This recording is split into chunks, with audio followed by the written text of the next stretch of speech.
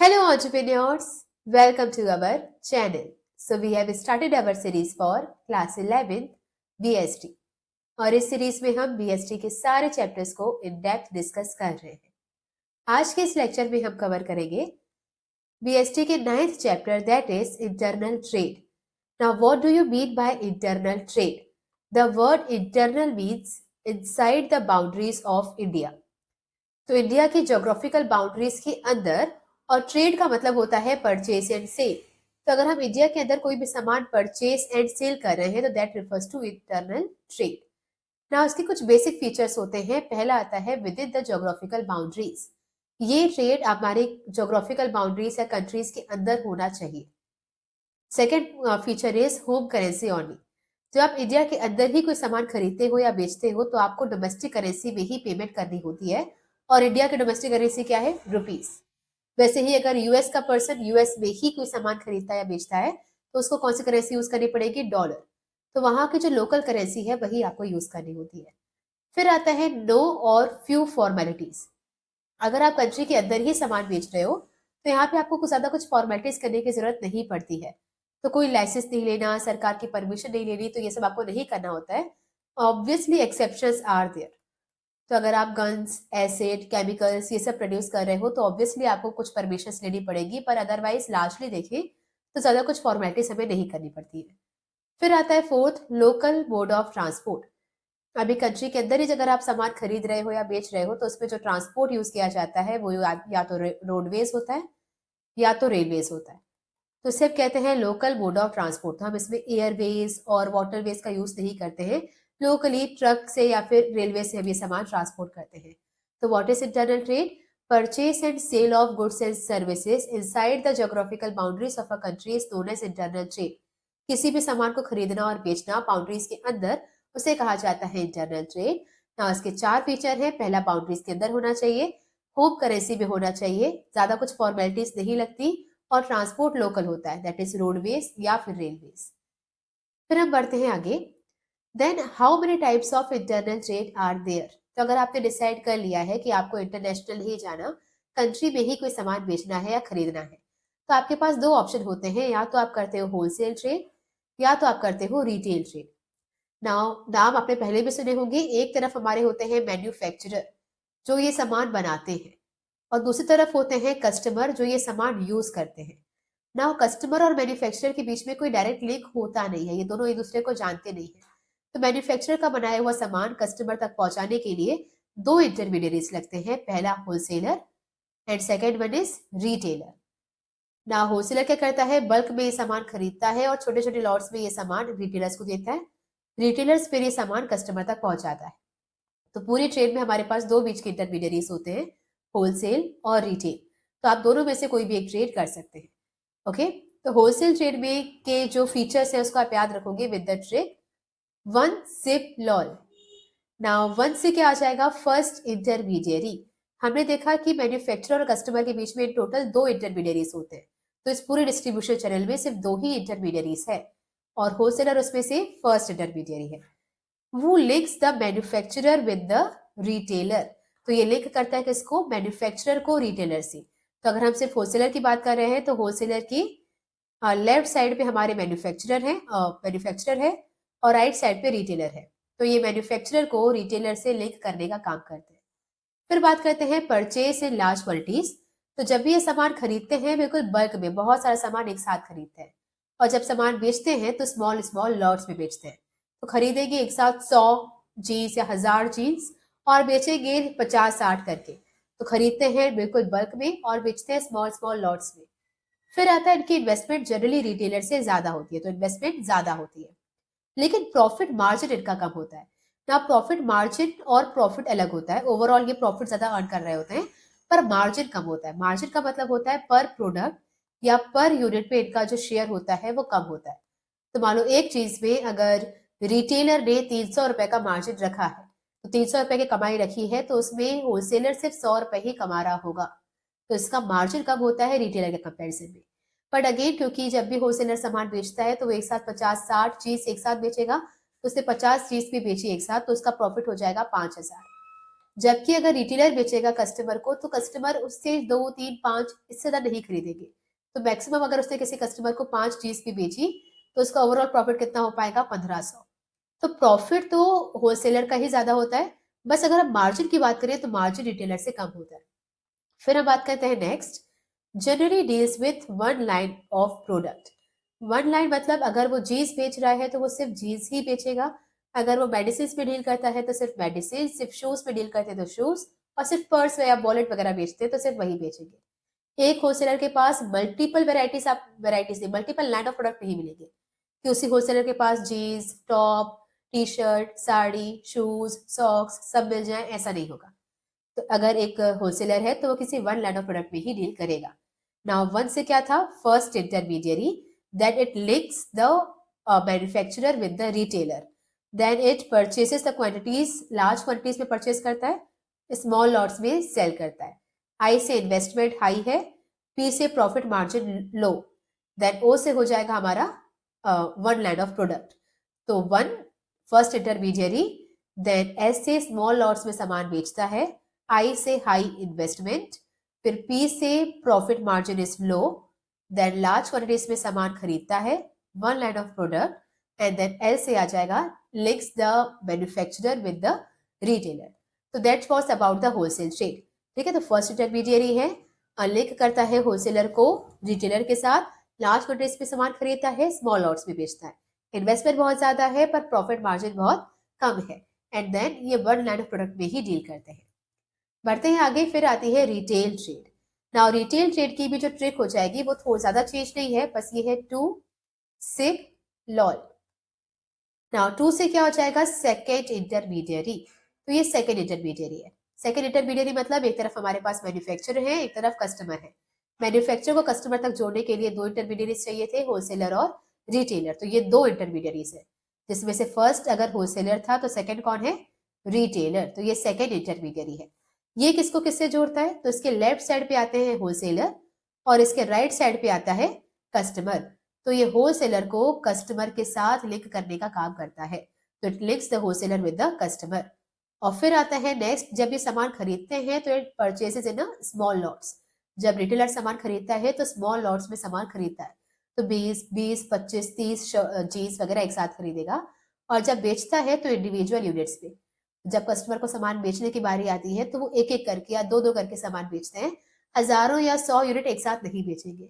तो खरीदेंगे small lots में और बेचेंगे इंडिविजुअली।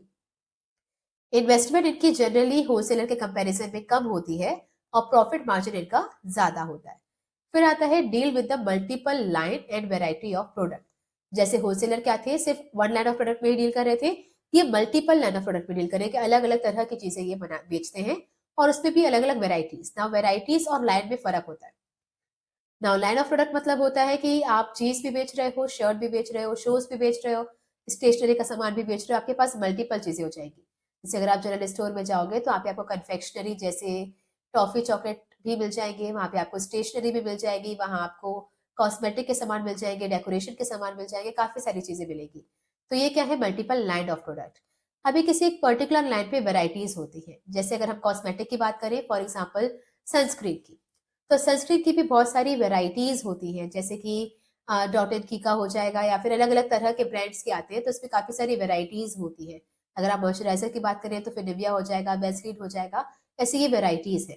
तो लाइन ऑफ प्रोडक्ट मतलब इसके साथ आपके कॉस्मेटिक के साथ वो आपको स्टेशनरी मिलेगा, स्टेशनरी के साथ कॉपी ये चॉकलेट्स वगैरह कॉन्फेक्शनरी मिलेगा, कपड़े भी मिलेंगे, ये सारी लाइन ऑफ प्रोडक्ट है। और हर एक लाइन पे अलग अलग वेराइटीज होती है, अलग अलग ब्रांड्स की चीजें होती है। ओके, तो टू से क्या था? Second intermediary. एल से क्या हो गया? Link, link the wholesaler with the customer, purchases in small lots. Small lots में सामान खरीदते हैं, इंडिविजुअल यूनिट्स पे बेचते हैं, प्रॉफिट मार्जिन कम होता है। फिर एल ओ से आप कर सकते हो कि जनरली इनकी लोकेशन होती है, एल ओ से लोकेशन, और जनरली इनकी लोकेशन होती है रेजिडेंशियल एरिया में as well as market area में। तो कुछ दुकानें आपको मार्केट में मिलेगी और कुछ घरों के आसपास भी मिलेगी, या फिर अगर आपको होलसेलर याद हो चुका है तो आप इसका रिवर्स कर सकते हो। ठीक है, तो ये क्या है? सेकेंड इंटरमीडियरी है जो लिंक करता है आपके होलसेलर को विद द कस्टमर। सामान खरीदता है स्मॉल लॉट्स में, बेचता है इंडिविजुअल यूनिट्स में। इनका इन्वेस्टमेंट जनरली कम होता है, प्रॉफिट मार्जिन ज्यादा होता है और ये मल्टीपल लाइन ऑफ प्रोडक्ट और मल्टीपल वेराइटीज में डील करते हैं। बढ़ते हैं आगे। फिर नेक्स्ट आता है services of the wholesaler. Now again हमने देखा मैन्युफैक्चरर और कस्टमर को लिंक करने वाले दो लोग होते हैं, पहला wholesaler and then second retailer. तो होलसेलर क्योंकि दो लोगों के बीच में आता है, इसके लेफ्ट साइड मैन्युफैक्चरर और राइट साइड रिटेलर। तो क्योंकि दो लोगों के बीच में आ रहा है तो इसकी सर्विसेज भी मेनली दो लोगों के लिए होती है।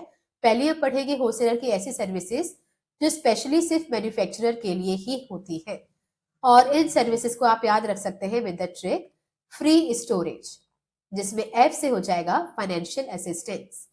तो wholesaler gives financial assistance to the manufacturer. And how? जब भी होलसेलर को कोई भी सामान खरीदना होता है मैन्युफैक्चरर से, तो वो उसकी एडवांस पेमेंट कर देता है कैश में, जिसकी वजह से मैन्युफैक्चरर को कहीं से भी लोन लेने की या फिर पैसा अरेंज करने की जरूरत नहीं होती है। तो प्रोडक्शन करने के लिए जो रिक्वायर्ड अमाउंट है वो ऑलरेडी एडवांस उनको रिसीव हो चुका है, तो इसकी वजह से उन्हें फाइनेंशियल असिस्टेंस मिलता है। आर से आता है हमारा risk. Okay, risk. Now risk कब क्यों होता है?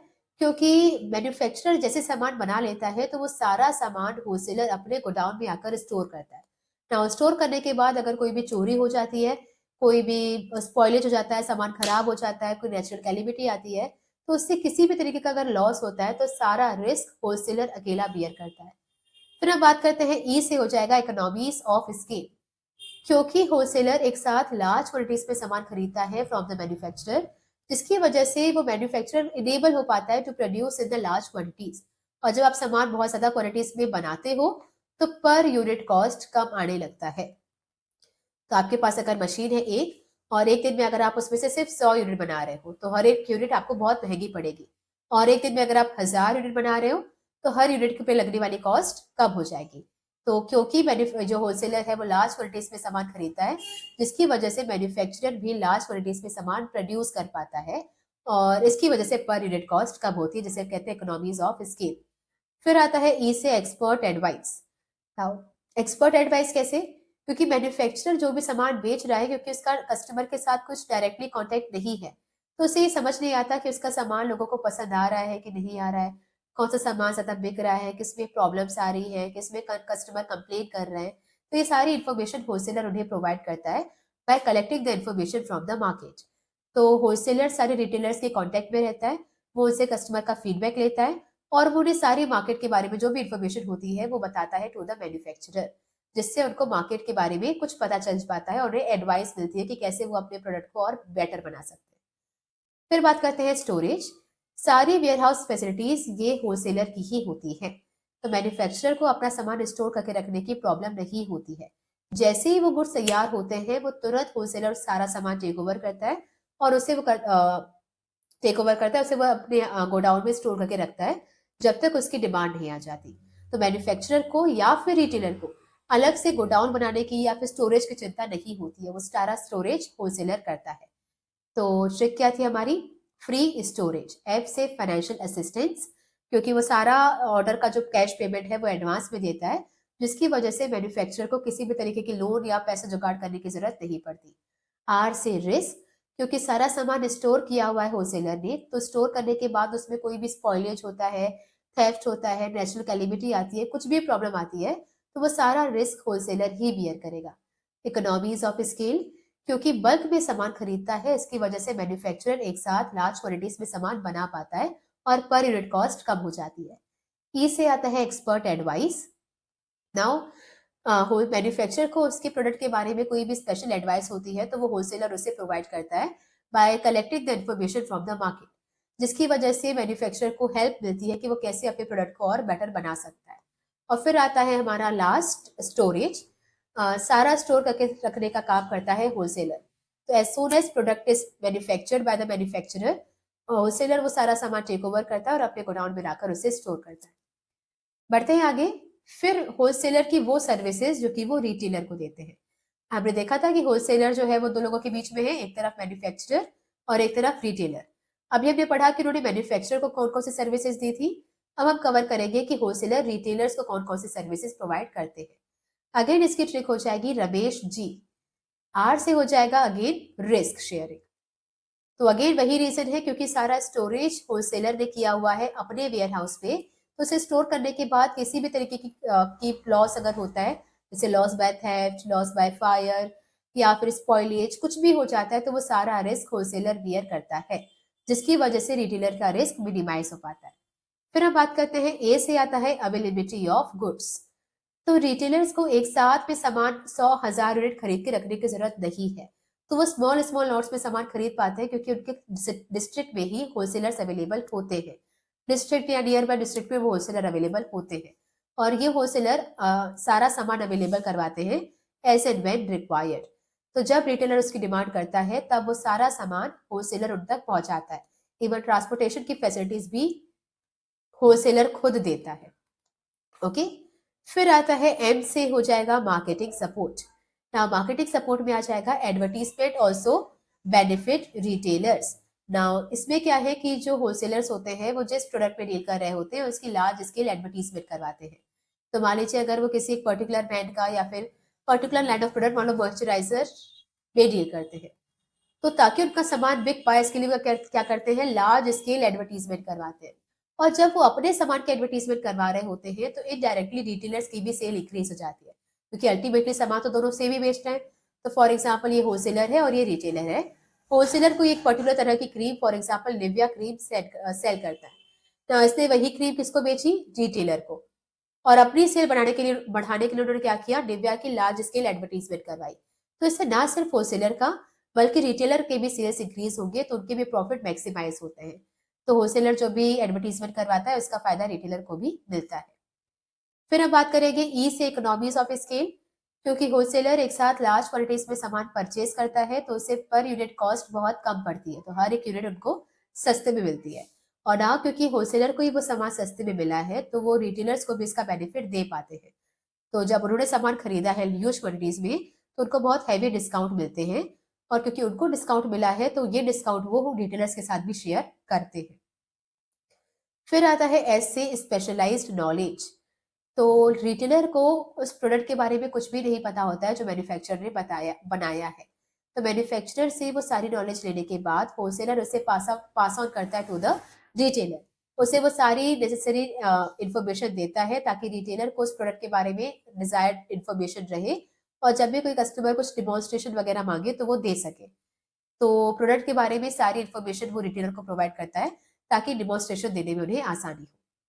फिर हम बात करते हैं, जी से आता है ग्रांट ऑफ क्रेडिट। याद रहे कि होलसेलर जब भी सामान खरीदता है, तो वो उसकी एडवांस कैश पेमेंट कर देता है, पर जब वो सामान बेचता है तो वो कैश पेमेंट तुरंत नहीं मांगता। तब वो क्या करता है, तब वो उधार पे वो सामान बेच देता है। तो रिटेलर को ये फायदा मिलता है कि वो उधार पे सामान खरीद ले, और इसके बाद जब वो कस्टमर को सामान बेचकर उनके पास पैसे आ जाए, तब वो उससे पेमेंट कर ले। तो ग्रांट ऑफ क्रेडिट, तो retailers can make payment after selling goods to the final customer. तो फाइनल कस्टमर को पैसा देने के बाद जब अगर कुछ पैसा मिलेगा, तो उन पैसों से वो पेमेंट कर देंगे। ओके, तो आर से था रिस्क, ए से था अवेलेबिलिटी ऑफ गुड्स, एम से मार्केटिंग सपोर्ट, ई से इकोनॉमीज ऑफ स्केल, एस से हो जाएगा हमारा स्पेशलाइज्ड नॉलेज, और जी से ग्रांट ऑफ क्रेडिट। बढ़ते हैं आगे। फिर आता है services of retailer. Now again retailer किसके बीच में आता है, तो एक तरफ इसके होलसेलर रहता है और एक तरफ कस्टमर रहता है, और बीच में है रिटेलर। तो रिटेलर की कुछ सर्विसेज होंगी जो कि होलसेलर या मैन्युफैक्चरर को मिलेगी, और कुछ सर्विसेज है जो कस्टमर को देता है। ना पहले हम डिस्कस करेंगे ऐसी कौन कौन सी सर्विसेज हैं जो वो मैन्युफैक्चरर और होलसेलर को प्रोवाइड करता है। तो इसकी अगेन ट्रिक हो जाएगी कलेक्ट, EPHD। नाउ कलेक्ट से हो जाएगा कलेक्टिंग मार्केट इंफॉर्मेशन। नाउ जो रिटेलर्स होते हैं वो क्योंकि कस्टमर के डायरेक्ट कांटेक्ट में होते हैं, तो वो सारी मार्केट से फीडबैक कलेक्ट करते हैं कि कस्टमर को वो प्रोडक्ट अच्छा लग रहा है, नहीं अच्छा लग रहा है, बेस्ट उनको सबसे प्रोडक्ट कौन सा लग रहा है, और जो नहीं अच्छा लग रहा है उसमें क्या प्रॉब्लम्स जा रही है। ये सारी इन्फॉर्मेशन वो मार्केट से कलेक्ट करते हैं regarding the taste, preference and demand of the customer, इनको क्या पसंद आ रहा है और क्या नहीं आ रहा है। और ये सारी इन्फॉर्मेशन वो होलसेलर एंड मैन्युफैक्चरर को प्रोवाइड करते हैं, ताकि वो अपने प्रोडक्ट को और भी ज्यादा बेटर बना पाए। फिर आता है ओ से, नहीं सॉरी कलेक्ट हो गया। ई से हो जाएगा हमारा इनेबल लार्ज स्केल प्रोडक्शन। क्योंकि रिटेलर इंडिविजुअल यूनिट्स में सेल करने का टास्क लेता है, इसकी वजह से मैन्युफैक्चरर और होलसेलर लार्ज क्वांटिटीज में डील कर पाते हैं। तो इमेजिन अगर रिटेलर नहीं होता, तो मैन्युफैक्चरर को सामान बनाने के बाद फिर घर घर जाना पड़ता है या अलग अलग जगहों पे जाकर वो सामान पहले बेचना पड़ता, तो वो एक साथ बहुत लार्ज क्वांटिटीज में सामान बना ही नहीं पाते। अब क्योंकि उनका सामान स्मॉल स्मॉल यूनिट्स पे रिटेलर बेच रहा है, तो बेफिक्र होकर मैन्युफैक्चरर और होलसेलर लार्ज क्वांटिटीज में डील कर पाते हैं। ओके, तो हर एक पर्सन उतनी क्वांटिटीज बेचता है जितनी की डिमांड होती है। तो अगर रिटेलर नहीं होता या फिर होलसेलर नहीं होता तो मैन्युफैक्चरर को क्या करना पड़ता, एक एक करके सामान बनाना पड़ता, तो क्योंकि कस्टमर को एक एक सामान ही चाहिए, उसको 100 चीज एक साथ नहीं चाहिए। पर क्योंकि होलसेलर है जो लार्ज क्वांटिटीज में सामान खरीद के अपने पास रखता है या रिटेलर स्मॉल लॉट्स में सामान खरीद के अपने पास रखता है, इसकी वजह से मैन्युफैक्चरर बेफिक्र होकर लार्ज क्वांटिटीज में प्रोडक्शन कर पाता है। तो by taking over the task of unit distribution production, जो यूनिट डिस्ट्रीब्यूशन का मतलब होता है इंडिविजुअल यूनिट को बेच गया, तो क्योंकि वो इंडिविजुअल यूनिट को बेचने का टास्क अपने सर पे लेता है रिटेलर, जिसकी वजह से manufacturer and wholesaler large quantities में डील कर पाते हैं। पी से आ जाएगा हमारा पर्सनल सेलिंग। तो रिटेलर्स कस्टमर को एक एक करके सामान पर्सनली खुद सेल करता है और उसके साथ अच्छे रिलेशंस भी बिल्ड करता है, ताकि एक रैंडम कस्टमर उसका परमानेंट कस्टमर बन सके। तो हम सबकी नज़र में एक रिटेलर होता है, कभी भी कोई शॉपिंग करनी होती है तो मोस्टली हम वहीं से करते हैं। वो इसलिए क्योंकि वहाँ के रिटेलर ने हमारे पर्सनली सामान बेचा और हमारे साथ कुछ रिलेशंस बिल्ड किए, ताकि हम जो कभी उनके रैंडम कस्टमर हुआ करते थे आज उनके परमानेंट कस्टमर बन चुके हैं। फिर आता है हमारा एच से help in promotion. Now actually क्या होता है कि जो होलसेलर होता है वो रिटेलर को इन्फ्लुएंस करता है कि आप जो पर्टिकुलर ब्रांड का सामान है वो अपने डिस्प्ले पे लगाओ। तो एक्चुअल में वो रिटेलर होता है जो डिसाइड करता है कि कौन से मैन्युफैक्चरर का सामान ज्यादा बिकेगा, कौन सा नहीं बिकेगा। तो अगर वो 10 वैरायटी के मॉइस्चराइजर बेच रहा है, तो हमेशा एक या दो वैरायटी के मॉइस्चराइजर होंगे जो उसके डिस्प्ले पे लगे होंगे, जो फोकस में आ रहे होंगे। बाकी का स्टॉक उसके पास होगा पर वो नीचे होगा। तो कौन से मैन्युफैक्चरर का सामान ज्यादा बिकने वाला है, ये कौन सेट करता है, रिटेलर।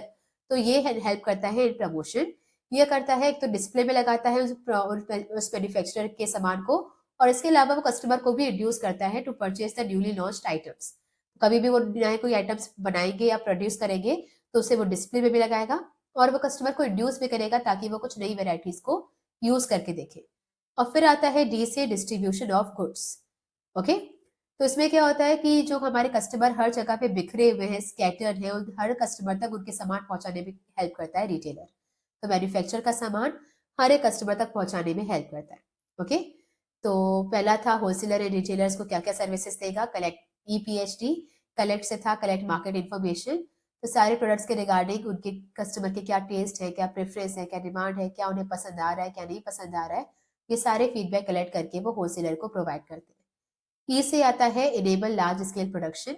क्योंकि ये खुद स्मॉल स्केल में डील कर रहे हैं, इसलिए ये मैन्युफैक्चरर और होलसेलर को इनेबल करते हैं कि वो लार्ज क्वांटिटीज में फोकस कर पाए। फिर आता है पी से पर्सनल सेलिंग।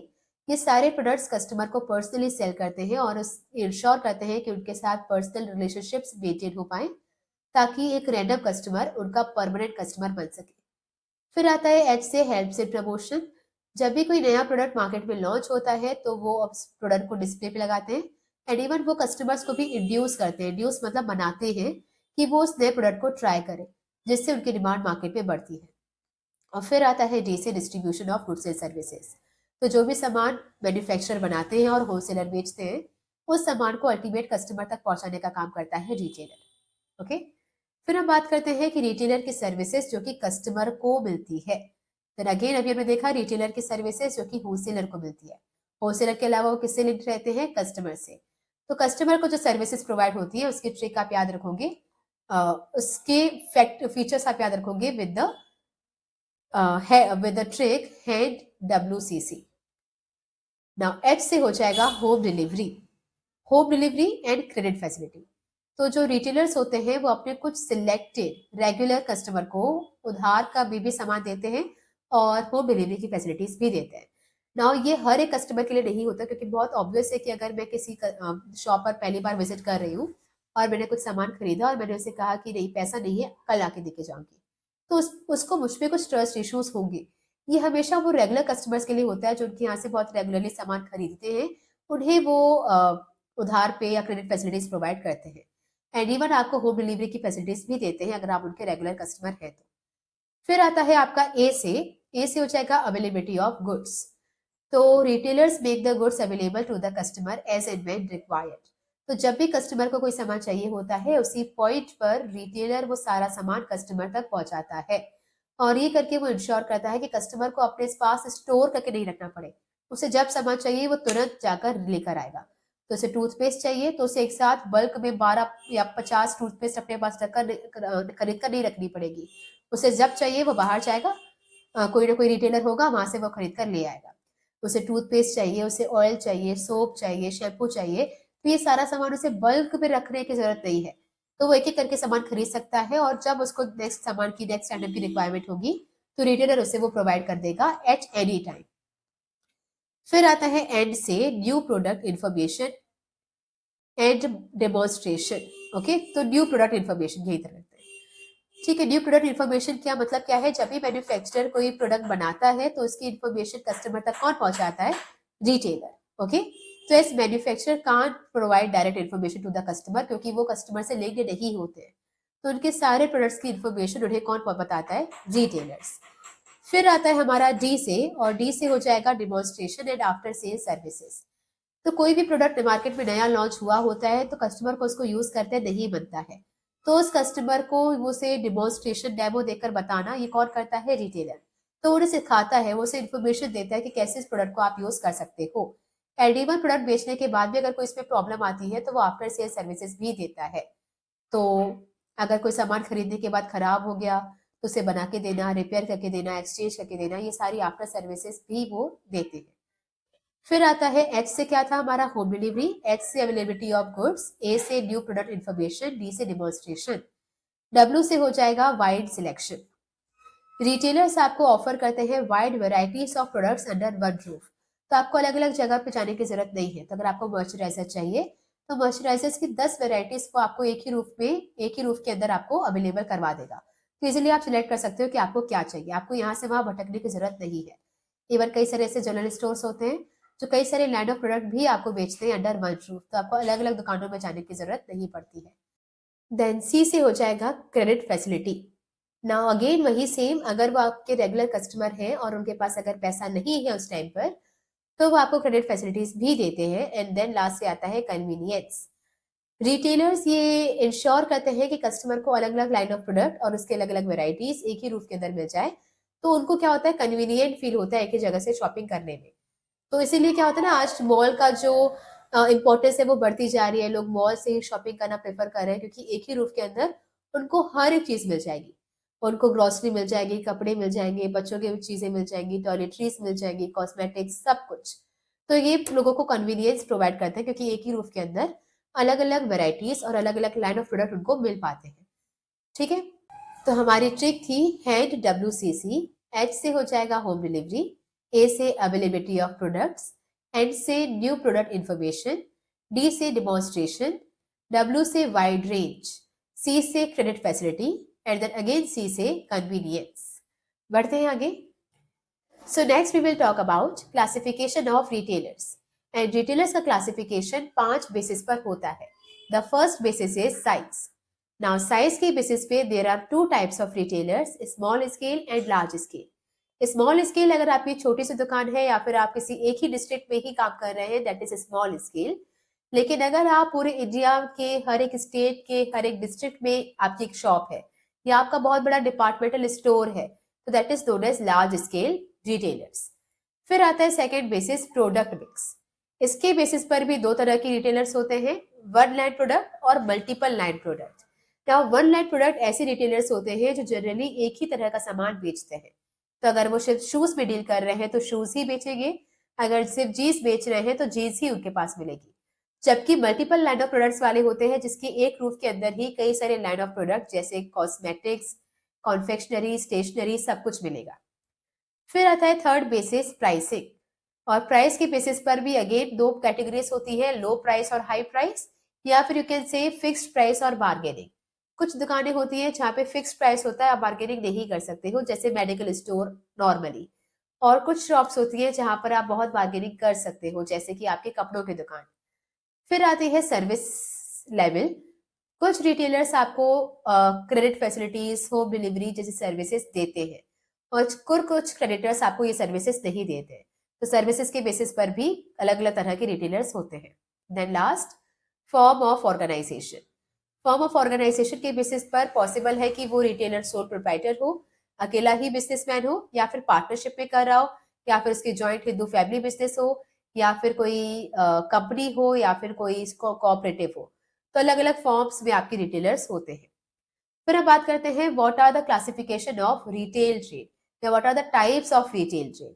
नाउ रिटेलर्स 5 तरह के बेसिस पर डिवाइडेड होते हैं, बट रिटेल ट्रेड मेनली 2 तरह से होती है। First category is itinerants and second category is fixed shop. Now itinerants कौन से होते हैं? तो इटिनरेंट जिनके पास कुछ फिक्स दुकान नहीं होती है, तो they move from one place to another, तो यहाँ से वहां को वो घूमते रहते हैं। और क्योंकि वो यहाँ से वहां घूमते हैं इसलिए इनको क्या कहा जाता है? Mobile vendors. ओके, जनरली इनके पास जो सामान होता है वो बहुत ही लो प्राइस का और नॉन स्टैंडर्ड आइटम होते हैं। तो इनके पास बड़े बड़े ब्रांडेड आइटम्स नहीं मिलते हैं, लो स्टैंडर्ड के कम प्राइस वाले आइटम्स ये बेचते हैं और उस पर भी ये बार्गेनिंग अलाउ करते हैं। नॉर्मली इनके पास डेली यूज आइटम्स होते हैं और इन्हें ज्यादा इन्वेस्टमेंट की जरूरत नहीं होती। तो इटिनरेंट्स जो कि जिनके पास फिक्स प्लेस नहीं है अपना सामान बेचने के लिए, तो अगर फिक्स जगह नहीं है तो क्या करेंगे? मूव करेंगे from one place to another. और क्योंकि ये मूव करते हैं इसलिए इन्हें कहा जाता है मोबाइल वेंडर्स। और इनके पास जो सामान मिलेंगे वो सब स्टैंडर्ड लो स्टैंडर्ड के सामान मिलेंगे, जिसके प्राइसेस भी काफी लो होंगे और इवन वो उसके बाद भी बार्गेनिंग अलाउ करेंगे। इनमें इन्वेस्टमेंट ज्यादा नहीं लगता है क्योंकि ऑब्वियसली अपना खुद का दुकान नहीं है, तो ना ही रेंट जा रहा है, ना ही बिजली का बिल जा रहा है, कुछ भी नहीं। तो यहाँ पे जो इन्वेस्टमेंट होती है वो काफी कम होती है और इसमें भी ये जो आइटम्स बेचते हैं वो जनरली डेली यूज के आइटम्स होते हैं। इससे जस्ट अपोजिट फिक्स शॉप। इनके पास अपनी खुद की दुकान नहीं थी, यहाँ पे इनके पास अपनी फिक्स्ड प्लेस होती है। तो यहाँ पे इनको मूव नहीं करना पड़ता एक जगह से दूसरी जगह। अब इनकी जो फिक्स प्लेस होती है वो या तो आपको मार्केट प्लेस पे मिलेगी या तो रेसिडेंशियल एरिया से मिलेगी। रेसिडेंशियल मतलब घरों के आसपास भी कुछ दुकानें होती हैं और कुछ मार्केट एरियाज में भी होती है। इसके अलावा आता है deal in variety of products. अभी जनरली इनके पास अलग अलग तरह के वेराइटीज होते हैं, जिसमें कुछ प्रोडक्ट्स होते हैं वो काफी चीप भी होते हैं और कुछ प्रोडक्ट्स काफी एक्सपेंसिव भी होते हैं। तो इनके पास हर तरह का सामान मिलेगा, सस्ता भी, महंगा भी, बिल्कुल लो स्टैंडर्ड का भी, बहुत हाई स्टैंडर्ड का भी, हर तरीके का सामान मिलता है। और इसके अलावा इनको कंपेरेटिवली इन्वेस्टमेंट ज्यादा लगती है देन द इटिनरेंट्स। तो इटिनरेंट्स जिनके पास अपनी फिक्स्ड प्लेस नहीं थी वो यहाँ से वहां मूव कर रहे थे, इसलिए इनको मोबाइल वेंडर्स कहते हैं। इनके पास जो सामान मिलेगा वो लो क्वालिटी का, लो प्राइस, बार्गेनिंग अलाउ करेंगे, इन्वेस्टमेंट कम होगी और डेली यूज आइटम्स बेचेंगे। जबकि फिक्स शॉप में क्या हो जाएगा? इनके पास अपनी फिक्स्ड प्लेस रहेगी तो ये मूव नहीं करेंगे। इनकी फिक्स्ड प्लेस या तो आपको मार्केट एरियाज पे मिलेगी या तो रेसिडेंशियल एरियाज पे। इनके पास हर तरह का सामान मिलेगा, सस्ता भी, महंगा भी, लो स्टैंडर्ड, हाई स्टैंडर्ड। बार्गेनिंग कभी अलाउ करेंगे, कभी अलाउ नहीं करेंगे और इन्वेस्टमेंट भी इनकी काफी ज्यादा होती है। फिर हम बात करेंगे इटिनरेंट्स फर्दर 4 कैटेगरीज में डिवाइड होते हैं। First is hawker and peddler, second is periodic market, third is street vendors and fourth cheap jacks. Now hawker and peddler कौन होते हैं? हॉकर्स वो होते हैं जो कि ठेले पे या अपनी छोटी साइकिल पे या किसी एनिमल के बैग पर सामान रखकर कैरी करते हैं। पेडलर जिनके पास ये ठेला वगैरह भी नहीं होता, तो अपने सर पे या अपने बैग पर वो सामान रखकर कैरी करते हैं, दैट इज पेडलर। ओके, इनके फीचर्स क्या होते हैं? ये डिलीवर करते हैं items at your door step, तो जहां पर आप हो वहां पर आकर ही आपको सामान देकर जाएंगे, तो आपको इनके पास जाना नहीं पड़ता है। जैसे कई लोगों के घर में आज भी दूध वाले आते होंगे, तो वो क्या है, वो आपके घर पर आकर सामान डिलीवर कर रहे हैं, आपको उनके पास नहीं जाना पड़ता। तो वो क्या है? Hawker and peddler. Then generally ये आपको अलग अलग तरह की वेराइटीज ऑफ प्रोडक्ट ऑफर करते हैं, जिसमें फ्रूट्स, वेजिटेबल्स, टॉयज, बैंगल्स, ये सारी चीजें अवेलेबल होती है। ओके, तो जनरली आपके घरों के आसपास कोई ठेले में सब्जियां जाती हैं, फ्रूट्स जाते हैं, ये सारी चीजें क्या है? ये सारे लोग हॉकर्स या फिर पेडलर्स हैं। तो अगर उनके पास ठेला है तो हॉकर है, अगर ठेला नहीं है, वो सर पे टोकरी रखकर उसे कैरी कर रहे हैं, that they are peddlers. Then ये 2 फीचर आपको कुछ अलग मिलेंगे, बाकी सारे फीचर्स वही हैं जो कि इटिनरेंट के थे। दैट इज इनके पास कोई फिक्स प्लेस नहीं है, ये मूव करते हैं from one place to another place. इनके पास नॉन ब्रांडेड आइटम्स होते हैं, बहुत बड़े बड़े या बहुत ब्रांडेड या महंगे आइटम्स नहीं होंगे, चीप लो क्वालिटी के आइटम्स इनके पास होते हैं और उस पर भी ये बार्गेनिंग अलाउ करते हैं। तो 2-3 फीचर आपको अलग से याद करने पड़ेंगे हर किसी के, बाकी सारे फीचर्स वही होंगे जो इटिनरेंट के थे। तो इसके 2 फीचर क्या थे? पहला फीचर कि आपको डोर स्टेप डिलीवरी देते हैं, तो आपको इनके पास नहीं जाना पड़ता, ये खुद आपके पास आएंगे। फिर आता है कि इनके पास फ्रूट्स, वेजिटेबल्स, बैंगल्स जैसे आइटम्स मिलते हैं। देन अगेन इनके पास फिक्स प्लेस नहीं है, यहाँ से वहां मूव करेंगे, लो क्वालिटी के सामान, लो ब्रांड के सामान, लो प्राइस, और उसपे भी बार्गेनिंग अलाउ करेंगे। बढ़ते हैं आगे, दूसरा आता है periodic markets. Now periodic market ऐसे मार्केट होते हैं जो कि हर रोज ओपन नहीं होते हैं।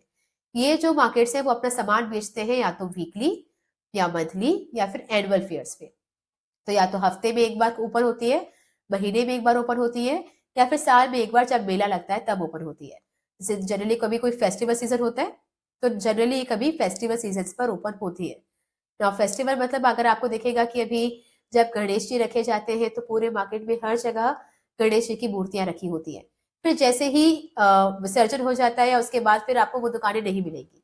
जब रक्षाबंधन आएगा तो हर जगह पे आपको राखी राखी दिखेगी, और जैसे ही वो रक्षाबंधन खत्म हो जाएगा फिर वो नहीं दिखेगा। तो ये क्या है, पीरियोडिक मार्केट्स है जो एक फिक्स टाइम पीरियड के लिए ओपन होते हैं और फिर वो बंद हो जाते हैं। तो हफ्ते में एक बार, महीने में एक बार या फिर साल में एक बार ही ओपन होते हैं।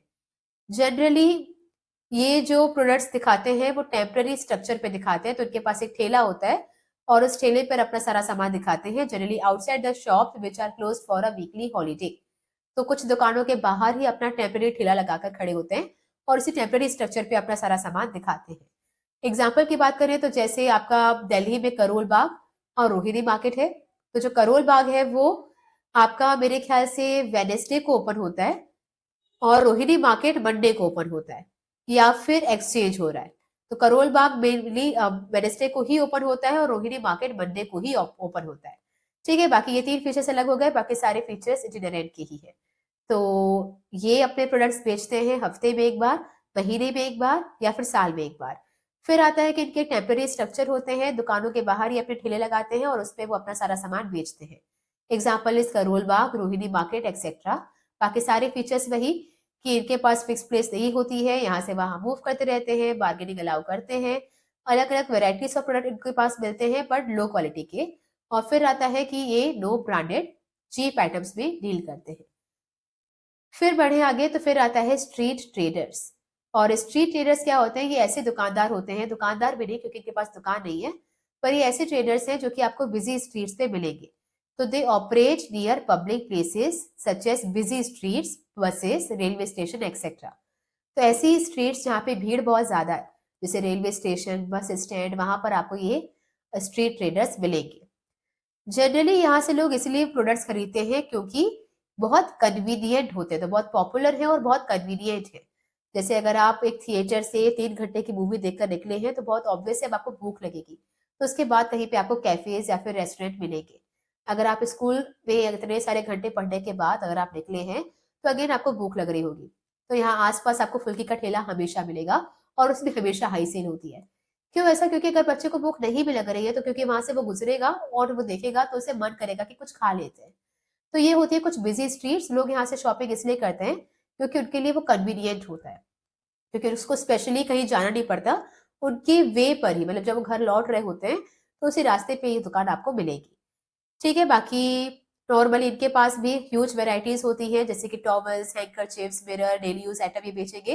वही सारी चीजें जो इटिनेरेंट की थी, कि नॉन ब्रांडेड आइटम्स होंगे, बार्गेनिंग अलाउ करेंगे एक्सेट्रा। तो अगेन 2 फीचर्स अलग थे कि बिजी स्ट्रीट पर मिलेंगे, और जैसे कि railway station, bus stand etcetera लोग शॉपिंग इसलिए करेंगे क्योंकि ये कन्वीनियंट है। बाकी इनके पास फिक्स प्लेस नहीं होती है, मूव करते हैं यहाँ से वहां, इनको मोबाइल वेंडर्स कहते हैं। ये लो क्वालिटी के आइटम्स, लो प्राइस के आइटम्स बार्गेनिंग अलाउ करते हैं, ये सारी चीजें इनमें आएगी। फिर हम बात करते हैं last itinerant, that is cheap jacks. ये का थोड़ा सा सेमी परमानेंट स्ट्रक्चर होता है। ये क्या करते हैं, ये छोटी छोटी दुकानें हायर करते हैं और वहां पे अपने डिस्प्ले में अपना सारा सामान दिखाते हैं। नॉर्मली आपके घरों के आसपास एक रेसिडेंशियल एरिया, आपके घरों के आसपास कुछ टेंट वगैरह लगाते हैं और उसपे वो अपना सामान बेचते हैं।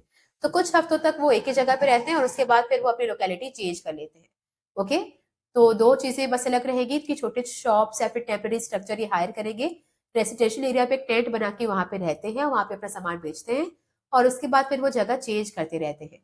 तो नॉर्मली अगर आप देखेंगे कि कुछ फुल्की के ठेले वगैरह होते हैं, तो हमें पता होता है कि वो इटिनरेंट है, उनके पास अपनी खुद की तो कोई दुकान नहीं है, ठेले पे अपना सामान बेच रहे हैं, पर उनकी एक जगह फिक्स होती है। आपको माइंड में पता है कि ये ठेले वाला यहाँ पर ही खड़ा होगा, तो काफी सारे हफ्ते या महीने वहीं पे खड़ा होता है, फिर सडनली उसकी जगह जो है वो चेंज हो जाती है।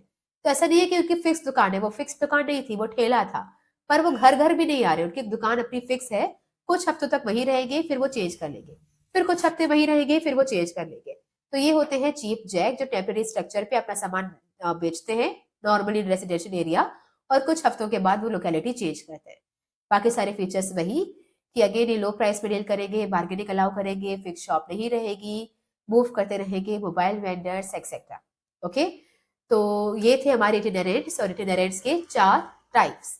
फिर हम नेक्स्ट बात करेंगे फिक्स्ड शॉप की, बट आज का लेक्चर यहीं तक रखते हैं। ये जो नेक्स्ट फिक्स्ड शॉप से हम बात करेंगे, नेक्स्ट लेक्चर में करेंगे। ओके, तो अगर ये लेक्चर आपको अच्छा लगा हो, पसंद आया हो, समझ आया हो, तो please like, share and subscribe.